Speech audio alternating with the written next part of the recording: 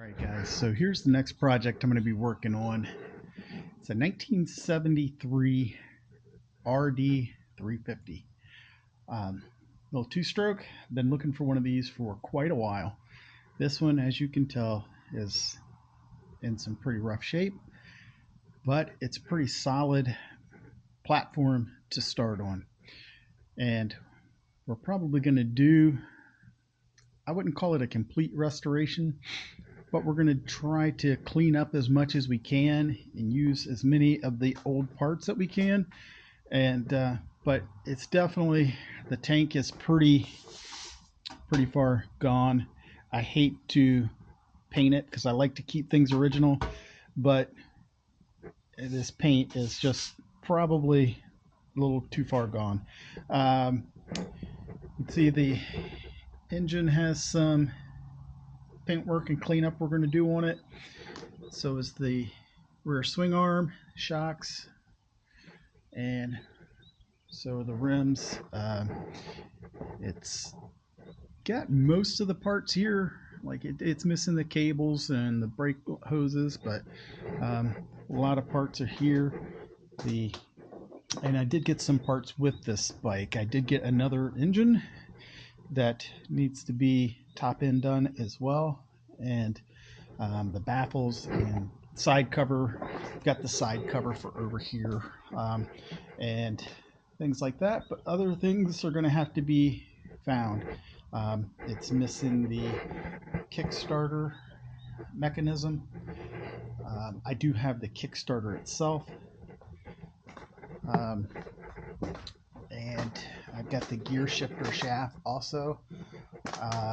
So it's, like I said, it's going to need some things, but I'm really excited about this bike. I've been looking for one for a long time. They're getting hard to find, unless you want to pay top dollar for them, and I'm not a top dollar kind of guy. So we're going to have a lot to do on this bike. It like I said, it's missing some things, but some of the things that it's missing, like the air box, I was going to upgrade it anyhow to either a K&N or a Uni air filter anyhow. It does have this nice little compartment here that's still on the seat. The seat frame is in really good shape, which those tend to rot out, and people are usually missing. So that's in good shape. The front fender is pretty good condition. It's going to definitely need some front forks. I don't think these are going to be able to clean up enough. They're pitted too bad. Too bad to use. The exhaust has some, unfortunately, has some pitting on it as well here. I would definitely love to get some chambers for this bike, but we're probably going to go with just stock for now, and we'll see what we can do. And yeah, so I mean, the gauges seem to be in good shape, and this bike only has 6,000 miles on it. If this is, and I believe this is all original to the bike. It's kind of cool how it has some chain wear here, or some keys wear. I don't know if I'm going to do anything with this. I kind of like that. It shows a little bit of the character of what this bike has been used for. But we're going to clean up things like the switches, try to get all of those. I don't even know what works and what doesn't. And the tank is pretty good shape inside. It's kind of a pain to get this thing open without the little key mechanism, which I do have, but it does have a different key. Tank's not terrible. There's some little bit of surface rust in there. I don't know if you can see, but we will clean that up. Let's see what else.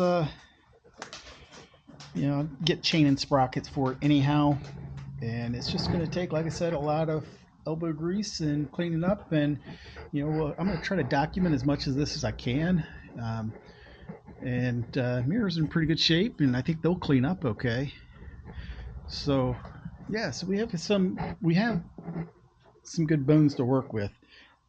There's no pistons in this motor either. Both engines I got were missing pistons. I'm looking forward to this. Like I said, I've looked for one of these for a long time. I find a lot of bikes and fix them up that I've done on the channel and then sell them. This is one that I want to fix up and keep for me. It's probably going to be a bike that I hang on to for a while, or would like to anyhow. All right, guys, the first thing I want to do is I want to take the exhaust off this bike because I want to put it on my smaller lift there. So as I'm doing the work on this bike, it's not in the way, but I have to remove the exhaust first to get it on there. Now, what I did first was remove the bolt back here. That was a 17 millimeter. I've removed, there's a bolt that holds on up under here, and that is, I believe that was a 13 millimeter. And then the exhaust stud bolts are 12 millimeters. So I see Yamaha is a lot like Honda, and they're going to make me use about every socket that I have to remove these. So I'm going to go ahead and just get that off so I can get this bike down and on the other lift. And sorry for the hissing noise. My air compressor has a little leak in it, so I've got to fix that too. But so this first thing we're going to do is just get the exhaust off, and so we can move it off of the big lift over onto the little one. Okay, so I went ahead and just removed the foot pegs while I had it up. It's like, let's just get those out of the way. That way nothing is in the way, or should be in the way when we put it on the other lift, and it'll make things a little bit easier. They have to come off anyhow because they're disgusting. So it was 17 millimeter, had these little rubber blocks in there. That one's kind of broken up. This one's good, and this one's kind of cracked up a little bit too. But so we're gonna go ahead and bag those, bag and tag, and then I think it's ready to move. All right, so this is probably not the safest way to have this bike on this lift, but it seems to be working. I do have it strapped down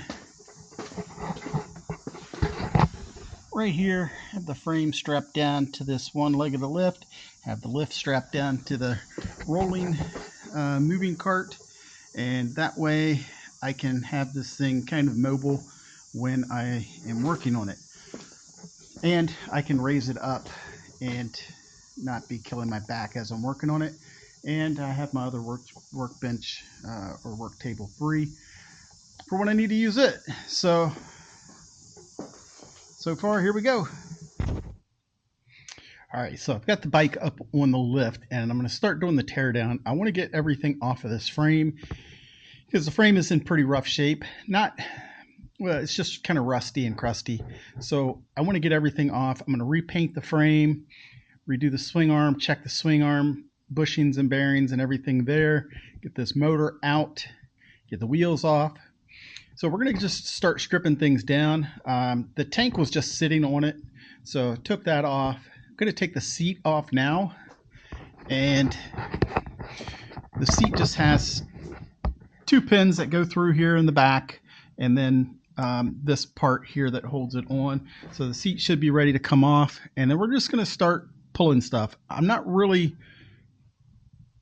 All right, so I went ahead and took the front wheel off. It was a 22 millimeter that holds the axle bolt on, and then 13 millimeters over here to take the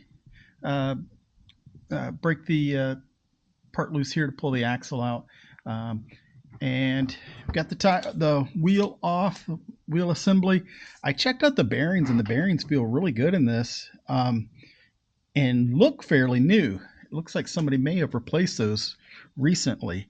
So I'm going to continue to take this front end off. I just went ahead and decided I'm going to take the wheels off first, and that will make this even a little easier to store and not have the wheels and fenders and everything hanging out. So in case I don't get it all torn apart today, I can, it'll be a little easier to store. So I'm going to go ahead and take the caliper off. I have another caliper that's in really good condition that came with the parts. So this one looks pretty crusty and bad. So I'm going to go ahead and take it off next. I'm going to go ahead and take the fender off, which is not put on with all the bolts. There's missing bolts here. So I'm going to make a list also of bolts and things that I'm missing, so I can try to find those. And All right, so I went ahead and I guess took the wheel off, all that. I went ahead and broke loose the caps here for the forks. So when I add fluid, they'll already be loose. Since they're in this, it's easier to clamp them there. So I'm going to take these bolts out here. We're going to drop the forks totally out. Do that on both sides. I'm sure this right one has no fluid left in it. This left one, I think it does, because it's still seeping a little bit of fluid out. Every once in a while I'll touch something and it's got oil on it. So I think there's still shock oil in there. So we're going to go ahead and get these forks out of the way, and we're just going to continue working back on this thing. All right, guys, so I had to take the mirror off with the master cylinder because this thing is locked on. It will not come off, and I don't want to break it. But here's what the master cylinder looks like inside. I don't think that fluid's been changed in a couple years. So I'm going to have to clean this out. We're going to definitely have to soak this in the ultrasonic, and maybe putting this in the ultrasonic with some extremely hot water. Maybe this will break this bolt loose here so I can get this mirror off, because that's definitely going to need to be rebuilt, and it'll be kind of a pain to have the mirror on there. I mean, I guess it can be done, but be much easier to have it off. We're going to try to dig this all out, clean it out, and run it through the ultrasonic. All right, so we got the bars off, and they're definitely going to need some cleaning up. All the switches are pretty bad. So I guess I'm going to have to try to see if somebody does some aftermarket stickers for these, because these are all going to have to be taken off and painted and cleaned. So get the bars off, and so there's the bike without the bars on it, getting ready to take the gauges off of it, and we're going to get the gauges and the wiring for all that off the front of the bike and move on from there. All right, I get busy starting to pull things and I forget to turn the recorder on. But what I did was I took off the front triple tree. It was just the acorn bolt that holds on here, and the bolt that holds the pinch bolt here that holds that on. So I just took that off, and then I took all this stuff off here that was on for the beauty rings and stuff on the front forks. It has a little rubber seal that goes on here first that kind of holds everything down, and then everything sits on those rubber seals. So I'm going to go ahead and pull those off, and I assume there was more pinch bolts here, and there is right here to get these forks out. I assumed it was behind that ring, so that's why I didn't try to take the forks out yet. So take this piece off. So now we've got pretty much everything exposed here. We can go ahead and take the front forks out, and then we're going to go ahead and pull the pull the bearings and everything out of the steering stem. So we'll get ready to pull all that out here in a minute. I'm going to back. All right, guys, so we got the steering stem out. I'll show you how I did it. Let me see. Here's the bolt that sits on top. I just took and used a chisel, well, I shouldn't say a chisel, a flat punch right here. I just used this flat punch and punched it around until it was loose enough to take it off by hand. So once you get that off, be very careful, because there's a bunch of balls in there, unless you're not going to reuse them or buy new ones. But these are probably okay. They just need to be cleaned up. Here's all the balls out of the top. Here's all the ones around the bottom. So be careful. Those will go flying if there's not much grease in there. And this one, as you can see, the top part barely had any grease left in it. So they all kind of started to go flying. Had to catch them. I got to count and make sure I got them all. I think I did. And so we're going to get these bagged up and move on. Get this back wheel off. It looks like it might be a 22 millimeter. And this one, somebody had already removed the chain, and I see it's missing the chain guard. So we'll have to get one of those. And we'll get ready to just keep taking it down.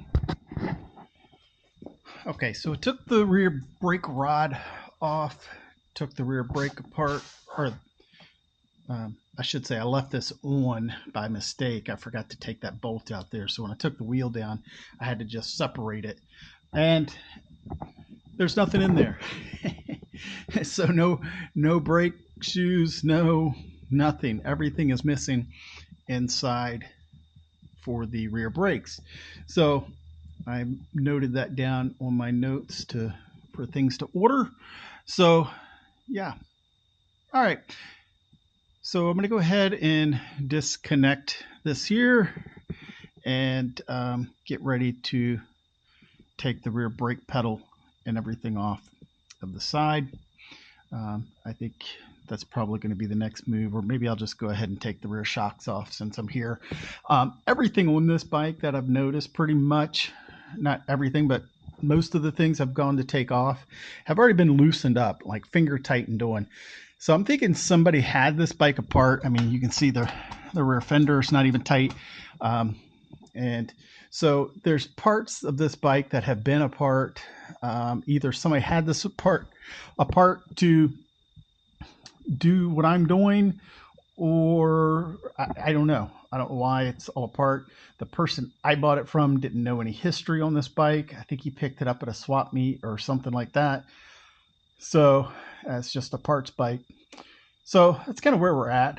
And all right, so I took the shocks off on the right side and it was missing some washers.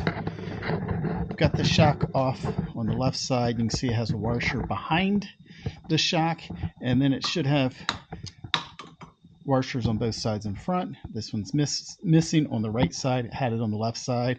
So we're going to go ahead and take all these off and get ready to take the swing arm off. All right, taking the swing arm off, and again, these two nuts that were on here were basically just a little more than finger tight. So I'm going to go ahead and take those off, take the swing arm off, and then we'll decide what I'm going to do with all this stuff here. Not sure yet. So we're going to go ahead and remove the swing arm. All right, as you can see, we've got the swing arm out. It is right here. So that's out. I'm going to leave it assembled just like it is right now, because I'm going to tear this completely down and clean it and paint it. But for right now, we're just going to keep it out of the way like that. Let's get in here and look at what we have next to come out. We've got this kickstand that we're going to have to get out, the center stand, and I'm not real sure I'm going to put the center stand back on. I do like having center stands, but this bike is so light, I don't think it's really necessary to have this center stand. For the maintenance that I'll do on it, I can do one like this lift or something else. So for now, I'm probably not going to put the center stand back on. Just save some weight. So let me get in here and take a look at this, see how I want to take these, if I want to take these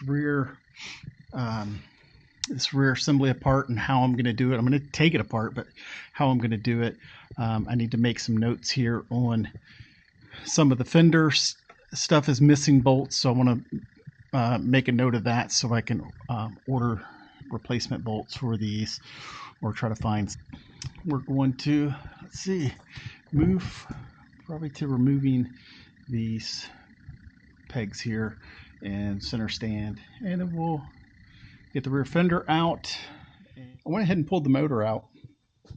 There was only 3 bolts holding it in because somebody had removed the other ones. Took the heads off, and I left the cylinders are still on there, but I knew somebody had already removed the pistons from this bike, so I went ahead and just got that out of the way, just kind of see what's left, keep working our way back. We've got pretty much everything almost out. We're almost done, really. We got the rear fender and the center stand and a little bit of wiring that we have to pull out. So we're almost done pulling this thing. It's really easy. There's not a whole lot on this bike. Hopefully it'll be as easy to go back together, and we'll keep it hopefully looking nice. So I'm going to go ahead and move on to the rear fender section, get all the wiring disconnected for like the brake pedal here.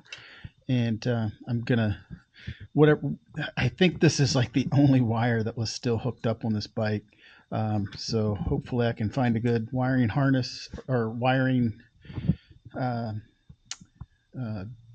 diagram to know where everything goes, but most of it is matched the same colors. And hopefully that'll be it. So we're going to go ahead and take the rear fender off, get the rest of this wiring ready to come off. All right, so I'm taking the wiring harness off, and I'm kind of doing this to remind me, but also, you. The coil has this kind of looks like a tannish yellow wire, goes to the right coil. Then there's a 2-prong red and black wire that goes to both of these browns on the coil, and then the left side has an orange that goes to orange on the coil. So I wanted to remind myself of that. I put a piece of tape around them, but just in case that tape gets knocked off or something, I want to have it on video here too, so I have it as a reminder for me as well. All right, so we're going to go ahead and try to pull the rest of this wiring harness out. I don't think any of the back part is hooked up. If I remember correctly, I looked before, and we got to get this battery box out as well. So we're gonna, looks like the battery box is just pushed down in there. So let's see if we can get this out and get the rest of the wiring out, and we'll move on from there. All right, guys, so I keep forgetting to turn on the camera. Sorry about that, but get the center stand out. I took out the 2 foot peg mounts there. Let's see what else. I think the only thing that is left on it is the left side foot peg over there. So we've got the frame totally broken down, torn down. So now we can start the whole cleanup process. I'm probably going to spray the whole frame down with degreaser really good and try to degrease the frame as much as I can, and then start sanding on it and painting it. I believe I'm going to go with the roll bar paint, the black roll bar paint. I'm not going to get it powder coated. It's just too expensive for what I want this bike to be, and I would rather just do it with the roll bar paint. I've done frames with that before, and it's held up pretty well and looks good. So that's what I'm going to go with. So it's probably going to be the last of the video here. It'll be more interesting putting it back together, and I can probably do more videos of that. But so for now, thanks for watching. Please like, please subscribe. We'll have more to come, a lot more to come on this RD350 build. And thanks for watching.